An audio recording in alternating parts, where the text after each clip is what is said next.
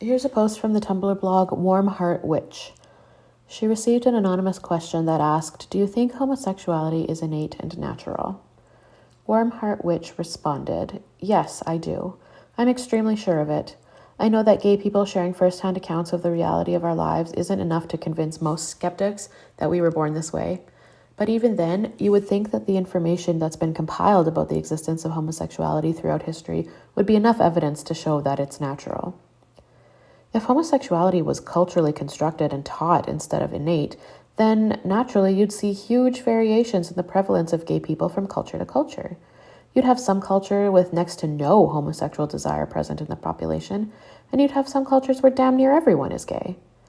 But even in the most oppressive, hostile cultures, exclusively same-sex attracted people still exist. They risk their lives to engage in same-sex acts and seek out others like them. No matter how much we're beaten down and snuffed out, we keep popping back up in the human population. We keep being born. Throughout history, we've been burned, stoned, ostracized, lobotomized, used as political scapegoats, and painted as depraved sinners.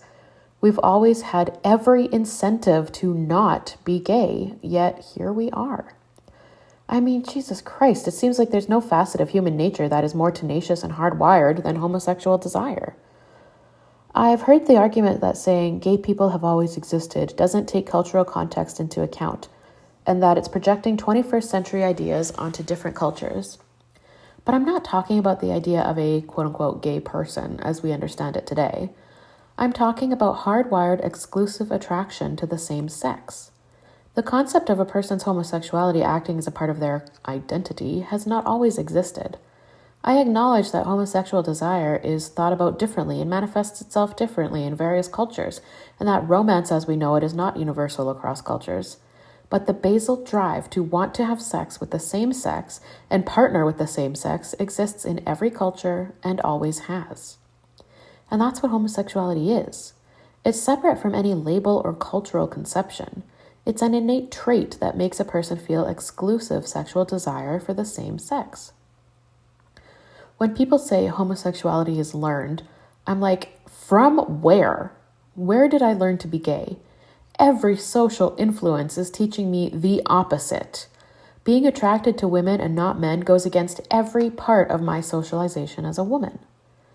As for homosexuality being a choice, in my experience, the only people who think gay is a choice are people who want that to be true to fulfill whatever biased cultural idea they have about what homosexuality is, such as entitled straight liberals who think queer is a cool fad and have an idealized, commodified, falsified idea of what it is to be a gay person, or entitled political lesbian, non-lesbian feminists who have an idealized, commodified, falsified idea of what it is to be a lesbian, or apathetic straight people who see it as an unnecessary, lavish, privileged lifestyle and want an excuse to not care about the effects their actions have on gay people, or dogmatic homophobes who think it's possible to cure a gay person of their depraved lifestyle.